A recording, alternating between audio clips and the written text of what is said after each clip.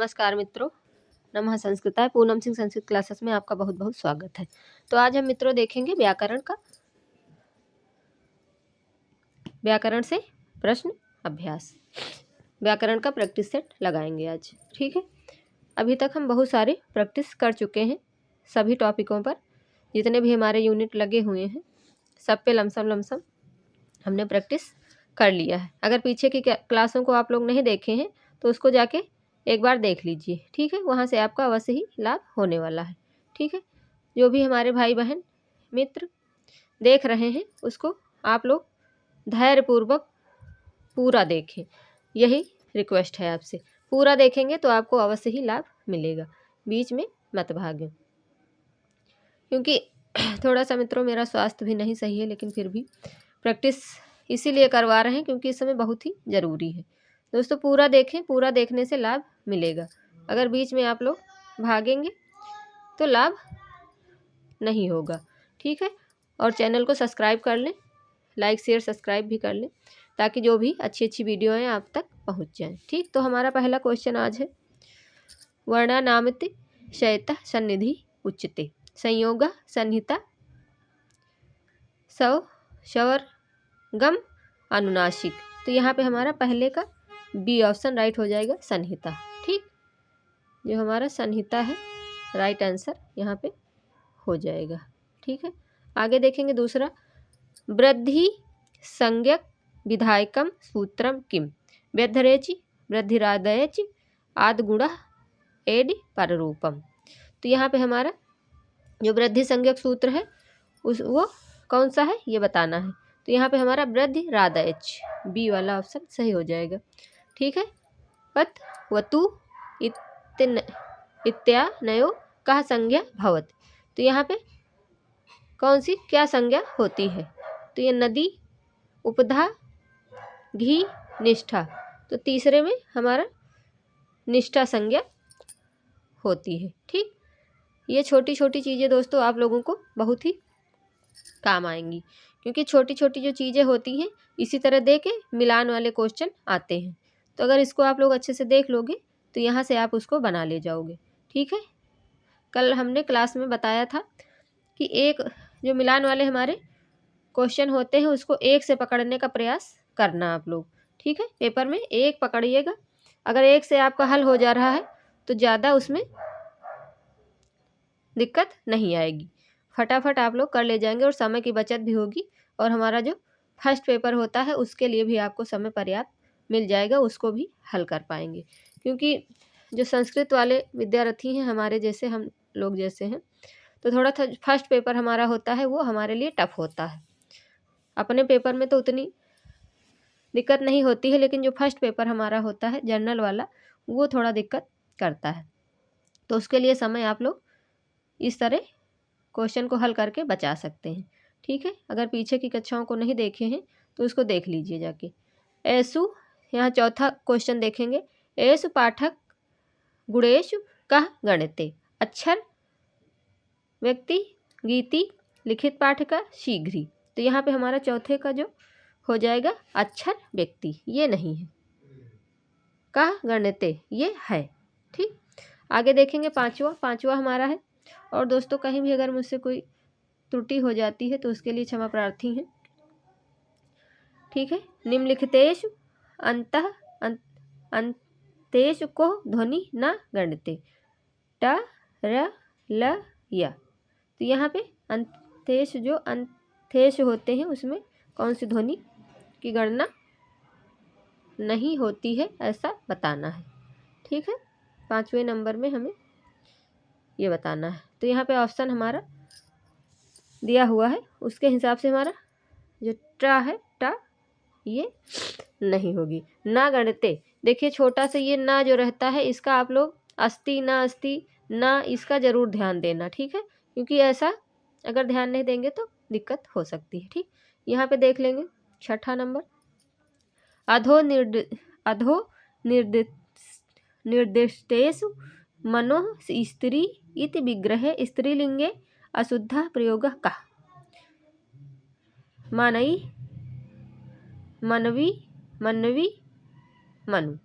तो यहाँ पे हमारा स्त्रीलिंग में अशुद्ध प्रयोग कौन सा है ये बताना है। छठे का तो हमारा यहाँ पे मनवी, ये हो जाएगा सी ऑप्शन। फिर 7वां देखेंगे, अध्यापयति वेदम इत्यः क्रियापदे परस्मै पद विधायको नियमः कः। तो यहाँ पे हमारे ऑप्शन देखेंगे तो हमारा यहाँ ऑप्शन जो है ए है अणवा कर्म कश्चित कर्तृकात्, बी है विभाषा आकर्मकात्, सी है निगरण चलार्थेभ्यास च, डी है बुध युद्ध नश जडे प्रुद्रु स्त्रुभ्यो डे। तो इस तरह हमारा यहाँ पे ऑप्शन दिया हुआ है। तो अध्यापयति वेदम इत्र क्रियापदे परस्मै पद विधायको नियम का, तो यहाँ पे नियम कौन सा है ये बताना है। 7वें में नियम, तो हमारे यहाँ पे डी वाला आंसर राइट हो जाएगा। ठीक, आगे है 8वां हमारा क्या है देख लेते हैं।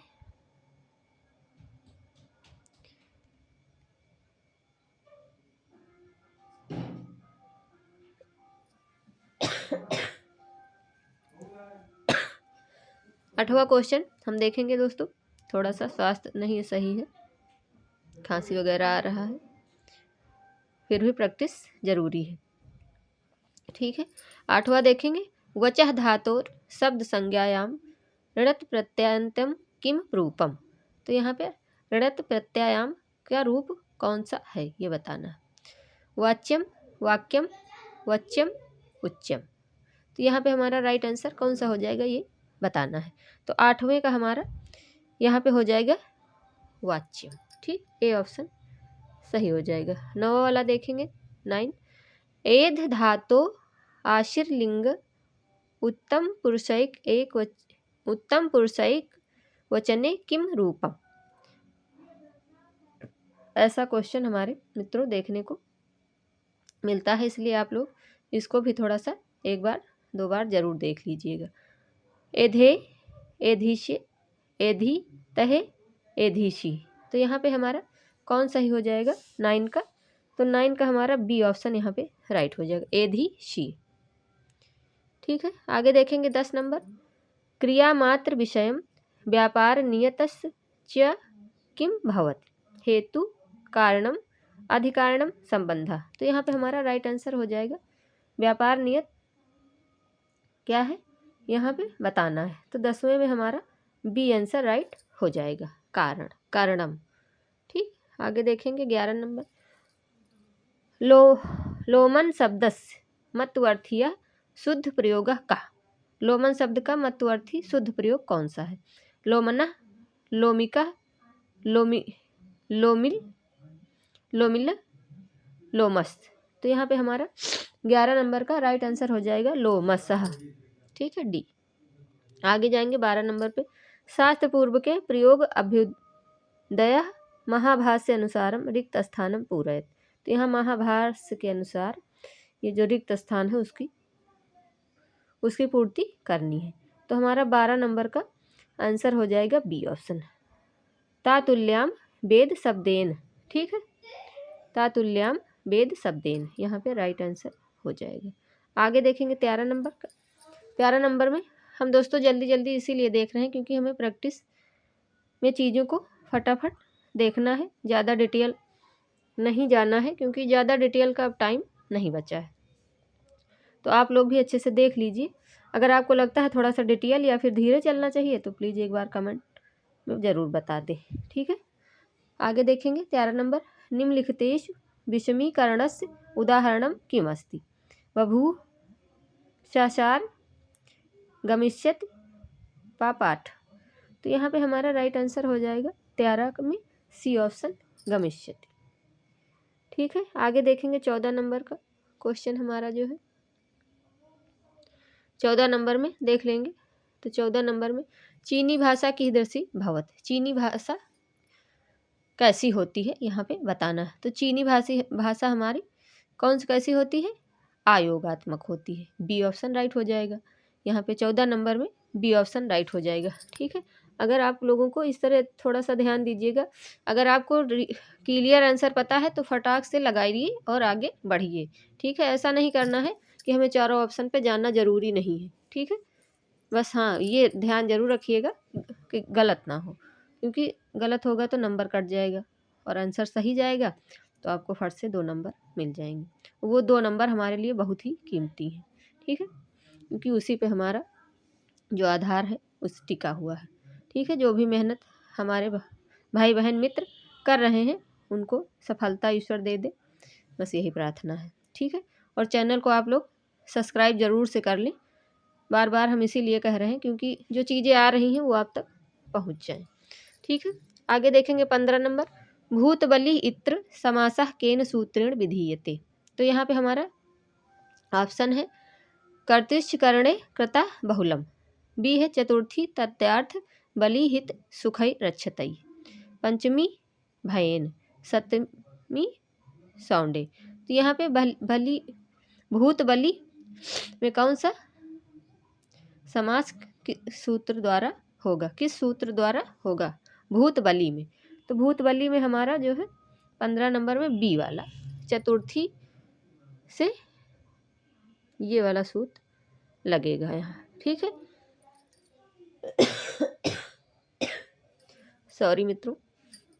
आगे देखेंगे 16 नंबर। 16 नंबर में हमारा है क्रियायाम स्वातंत्रेण विवक्षतो अर्थः कः स्यात्, कर्म कारणम कर्ता अधिकरणम। तो 16 नंबर में हमारा राइट आंसर सी हो जाएगा, कर्ता, ठीक है। आगे 17 नंबर पे जाएंगे, भाषा विज्ञाने बलाघातस भेदा सन्ति। जो भाषा विज्ञान है उसमें बलाघात के भेद कितने हैं ये बताइए। तो 4, 7, 10, 12 यानी कि 12। तो हमारा 17 नंबर में राइट आंसर ये हो जाएगा 4 यानी कि 4, ठीक है। आगे देखेंगे, कुछ लोगों का कहना है दोस्तों कि संस्कृत पढ़ाने में इंग्लिश का क्यों प्रयोग कर रहे हैं।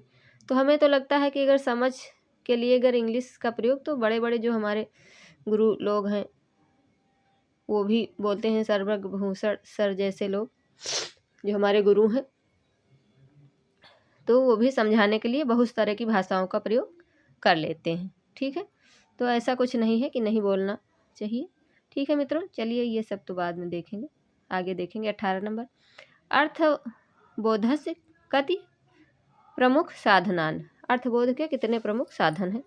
7, 8, 11 या फिर 13, 13।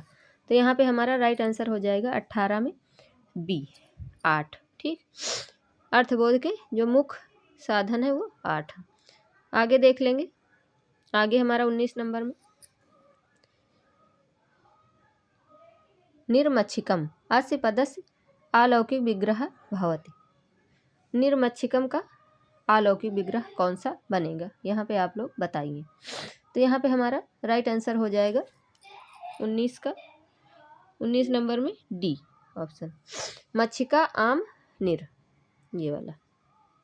आगे 20 नंबर में देख लेंगे, 20 नंबर का हमारा जो क्वेश्चन है देखेंगे दोस्तों। यहाँ पे 19 नंबर में ये वाला सही है। 20 नंबर में पाणिनि मते मुनि शब्दस्य का संज्ञा भवति। मुनि शब्द की संज्ञा क्या होगी बताइए। नदी, घी, टी, आप्रक्त। तो यहाँ पे हमारा राइट आंसर घी संज्ञा होगी, ठीक है। ये आगे देखेंगे 21 नंबर, समास शास्त्रे प्रथम निर्दिष्टम किम भवति। समास शास्त्रे प्रथम निर्दिष्टम किम भवति, ये उपसर्ग अव्ययम उपसर्जनम प्रतिपदिकम। तो यहाँ पे हमारा राइट आंसर कौन सा हो जाएगा 21 नंबर में, प्रथम निर्दिष्टम किम भवति। तो यहाँ पे हमारा बनेगा उपसर्जनम, ठीक है। सी ऑप्शन सही हो जाएगा, उपसर्जनम। 22 नंबर, गुण संज्ञा विधायक सूत्रम किम। तो गुण संज्ञा हमारा कौन सा है 22 नंबर में? 22 नंबर में हमारा गुण संज्ञा विधायक सूत्र कौन सा है? तो अदेंग गुणा, ठीक। 23 नंबर पे जाएंगे, 23 नंबर में देखेंगे ग्रामम गच्छान तृणम ईश्वरः। तो यहाँ पे हमारा क्या बनेगा, इतस द्वितीय विधायकम सूत्रम किम। इस तरह का क्वेश्चन मित्रों कई बार हमारे एनटीए द्वारा पूछा गया है। तो आप लोग इसको ज़रूर से देख लीजिए, चाहे तो स्क्रीनशॉट ले लीजिए या फिर 1 से 2 बार देख लीजिए तो आपका काम हो जाएगा, ठीक है। क्योंकि हमें तो अपने इस समय पेपर के हिसाब से ही पढ़ना है, ज़्यादा डिटेल नहीं जानना है। अगर मूल में जाएंगे पढ़ने तो बहुत समय लगेगा समझने में, समझना आसान नहीं होता है मूल से, ठीक है। तो यहाँ पे हमारा राइट आंसर हो जाएगा ग्रामम गच्छान तरणम स्मरति। तो यहाँ पे हमारा 23 नंबर का जो क्वेश्चन है उसका राइट आंसर बनेगा 23 नंबर में डी, तथा युक्तम चानि सितम, ये वाला। आगे 24 नंबर में है द्वयमनम इत्र कः समासः। तो द्वयमनम में कौन सा समास है? द्विगु, द्वंद्व, अव्ययी भाव, तत्पुरुष। तो 24 नंबर में हमारा जो है सी ऑप्शन सही हो जाएगा, अव्ययी भाव, ठीक है। जहाँ नदी और ये सब होता है वहाँ पे वैसे तो द्विगु, लेकिन यहाँ पे द्विगु नहीं होगा, यहाँ पे अव्ययी भाव होगा, इस चीज़ का ध्यान रखिएगा, ठीक है। 25 नंबर में देखेंगे अधस्तना नाम युग्मा नाम समचीनम तालकम चुनत। यहाँ पे देखिए तालिका वाला क्वेश्चन है जो हमें बताना है। तो इसका आंसर आप लोग कमेंट में दीजिए, ठीक है। नहीं तो फिर हम आगे की क्लास में बताएंगे। और अगर आप लोगों को यहाँ से कुछ भी नहीं समझ में आया हो तो उसको आप लोग पूछ सकते हैं, ठीक है। तो मित्रों आज बस यहीं तक, बाकी का हम थोड़ा कल देखेंगे। स्वास्थ्य भी नहीं सही है तो इसलिए आप लोग भी लाइक शेयर सब्सक्राइब कर लें। और मित्रों अच्छे से अपनी पढ़ाई जारी रखें, अपने स्वास्थ्य का भी ध्यान रखें। मित्रों नमः संस्कृताय, धन्यवाद, राधे राधे।